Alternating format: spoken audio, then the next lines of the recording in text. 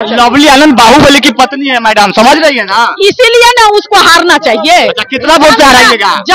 कम से कम 4 lakh vote. 4 lakh vote से? हाँ, शिवहर से कम 4 लाख वोट से रितु जायसवाल जीतने जा रही है। रितु जायसवाल जी के खिलाफ में जो खड़े हैं वो जिसके कुआं पर लोग पानी नहीं भर सकता है, और जो आईएएस की हत्यारा है, ऐसे जो आईएएस की पत्नी उनके खिलाफ में आज खड़ी है रितु जायसवाल जी, जो काफी जुझारू, काफी एनर्जेटिक, जनता के जन सरोकार के सवाल को सड़क से लेके सदन तक उठाने का काम करेगी। चाहे चीनी मिल का सवाल हो, चाहे जो है शिवहर के विकास का सवाल हो।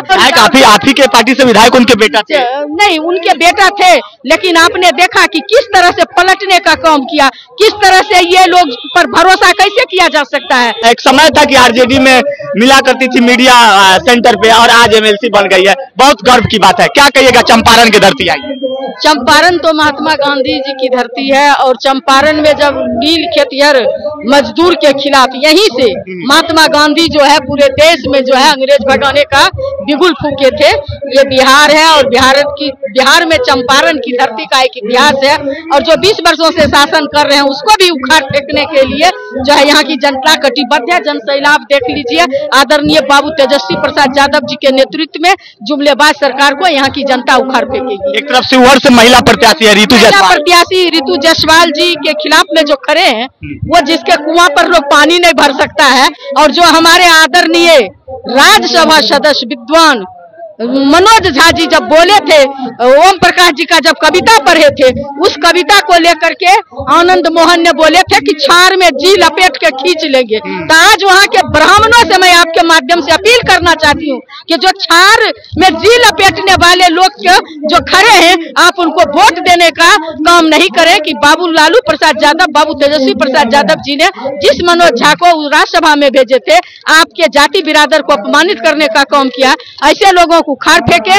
और जो आईएएस की हत्यारा है, ऐसे जो आईएएस की पत्नी उनके खिलाफ में आज खड़ी है रितु जायसवाल जी, जो काफी जुझारू, काफी एनर्जेटिक, जनता के जन सरोकार के सवाल को सड़क से लेके सदन तक उठाने का काम करेगी। चाहे चीनी मिल का सवाल हो, चाहे जो है शिवहर के विकास का सवाल हो, चाहे सड़क का पुल पुलिया का सवाल हो, सारे सवालों को जो है वो रितु जायसवाल जो है सड़क से लेके सदन तक अपनी आवाज को, जनता की आवाज को बुलंद करने का काम करेगी। इसलिए रितु जायसवाल ही सही माने में वहां का सही और सच्चा उम्मीदवार है। इसलिए सारे शिवहर की जनता को आपके माध्यम से अपील करना चाहती हूं कि लालटेन छाप के सामने वाली बटन को दबाकर अजय बहुमत से रितु जायसवाल को जितावे, और वहां की धरती का इतिहास को बदलने का काम करे। और जो इस तरह से बरबोलापन वाला आदमी है, वैसा लोग जनता को नहीं चाहिए। और काफी आप ही के पार्टी से विधायक उनके बेटा थे? नहीं, उनके बेटा थे, लेकिन आपने देखा कि किस तरह से पलटने का काम किया, किस तरह से ये लोग पर भरोसा कैसे किया जा सकता है।